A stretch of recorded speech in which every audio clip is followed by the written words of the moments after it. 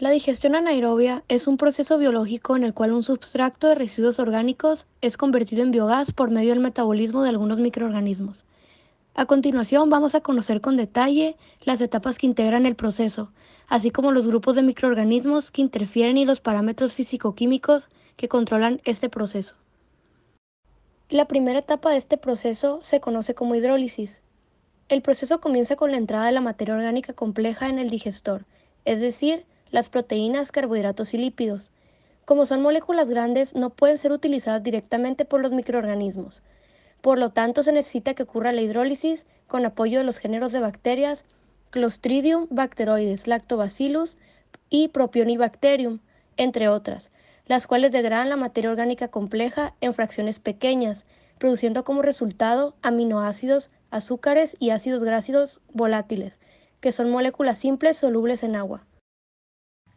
En la acidogénesis entra a la acción las bacterias de los géneros Lactobacillus, Bacillus, Clostridium, Paenibacillus y Ruminococcus para transformar las moléculas solubles en productos intermediarios de menor peso molecular, principalmente en ácidos orgánicos de cadena corta como propianato, butirato y ácido acético.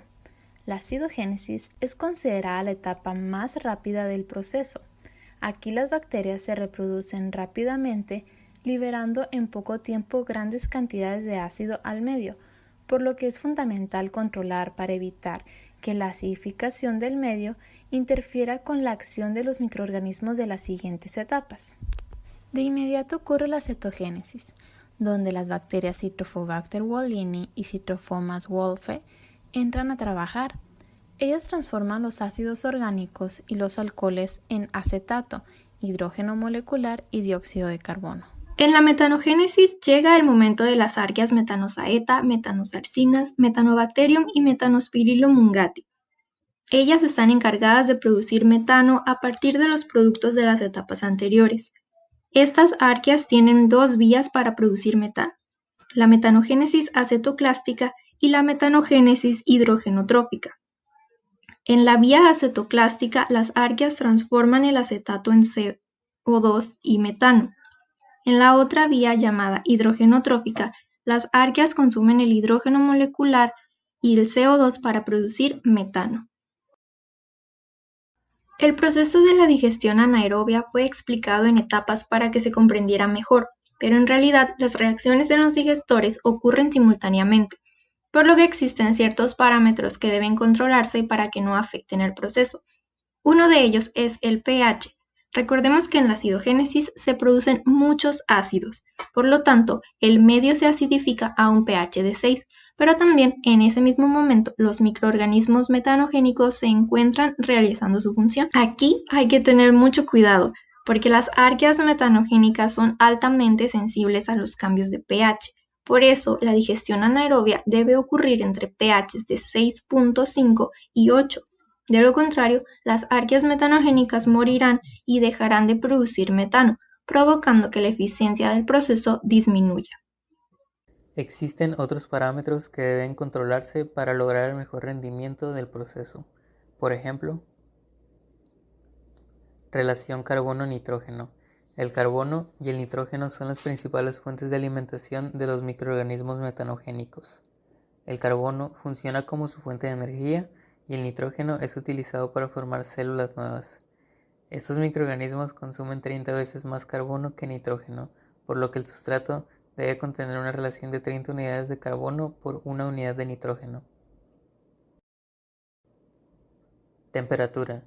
Existen tres rangos de temperatura en los que pueden trabajar los microorganismos anaeróbicos.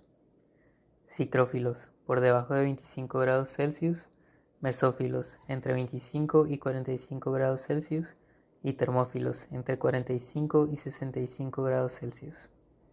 A medida que aumenta la temperatura, aumenta la velocidad de crecimiento de los microorganismos y se acelera el proceso de digestión, dando lugar a mayores producciones de biogás.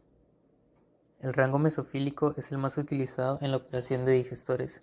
Sin embargo, en la actualidad se está implementando cada vez más el rango termofílico para acelerar el proceso, solo que este suele ser más inestable y presenta problemas de inhibición del proceso por la toxicidad que tienen ciertos compuestos a temperaturas elevadas.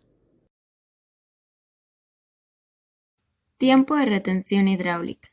El tiempo de retención hidráulica indica el tiempo que el sustrato pasa dentro del biodigestor, donde se encuentra sometido a la acción de los microorganismos. Este se obtiene del cociente entre el volumen del reactor y el caudal diario de carga.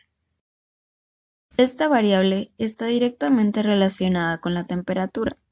Por ejemplo, los microorganismos sicrofílicos pasan de 50 a 120 días en el biodigestor, los mesofílicos de 25 a 50 días y los termofílicos de 15 a 25 días.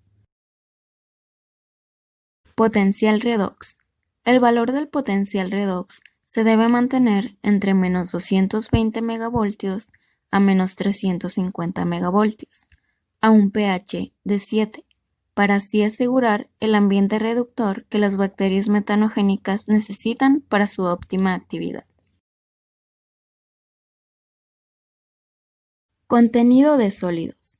Se suele operar mejor con menos del 10% de sólidos, lo que explica que la biomasa más adecuada sea la de alto contenido en humedad. Con el proceso de digestión anaerobia es posible convertir gran cantidad de residuos y efluentes en subproductos, como el biogás, que puede utilizarse como fuente de energía alternativa para producir calor y electricidad.